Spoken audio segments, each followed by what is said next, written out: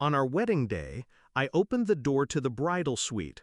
White dress bunched around her hips, her veil hanging off the nightstand, and my brother of honor moving above her like the vows had already been said in a different language. They didn't notice me, not at first. They were too wrapped in their betrayal. I didn't yell, I didn't throw anything. I stepped back into the hallway, took out my phone, and called her family. Every single one of them. Told them to come to her room, urgent. When they arrived, they found me leaning against the wall, calm. I pushed the door open for them. The screams came from her mother first. Her father just stood there, hands clenched, jaw set. I didn't say a word, not yet. Hours before, she'd kissed me at the altar rehearsal, told me I was the best man she'd ever known.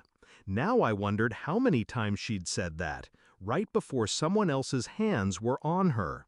My brother of honor wasn't blood, but he'd been closer than family for a decade.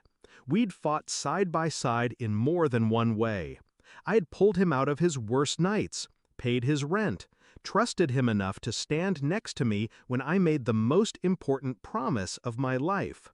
And she'd chosen him, not by accident, not in weakness, but in deliberate, repeated defiance of everything we'd built. I replayed every detail in my head. The late-night texts she claimed were work emergencies. The way his eyes lingered on her dress during fittings. The sudden private jokes between them. I'd noticed, but I told myself it was nothing. Nothing turned out to be everything. The night before the wedding, I'd left my phone recording in her room. A gut feeling, something between curiosity and dread, told me I needed to. When I played it back that morning, I heard her voice, breathless, not from rehearsing vows. Then his, one more before the ceremony. I'd stopped the recording right there. No rage, no heartbreak, just a sudden clarity. I'd been given a gift, and I knew how to use it. First, I made copies, audio, timestamps, hotel surveillance from a contact who owed me a favor. Then, I placed the USB drives into sealed envelopes. One for her father, one for her mother, one for the head of her family's business, the man whose opinion she feared more than any god. I didn't want her gone in shame. I wanted her surrounded by it. When the chaos in the room calmed enough for her to speak, she turned to me, tears in her eyes. "It's not what it looks like." I handed her father the envelope. "Open it," I said. He did. The room filled with their voices. Her laughter, his low groans. She froze. My brother stared at the floor. Her father's face went cold. Her mother backed away like my fiancé had turned into something contagious. I said nothing, because they were saying everything for me. I walked over to her. She looked at me like I might still forgive her, like there was a chance this could be smoothed over before the guests noticed.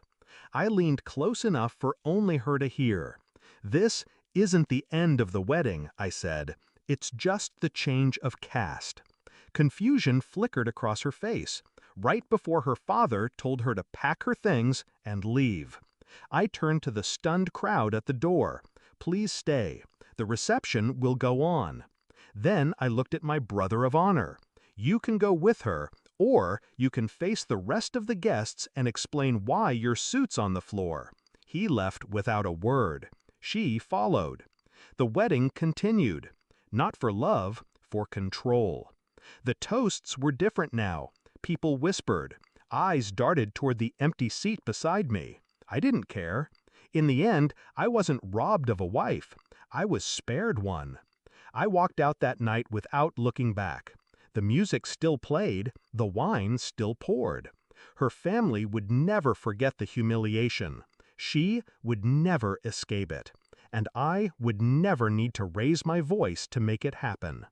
Sometimes you don't destroy people by fighting them. You let them destroy themselves, and then you turn the lights on. Moral of the story?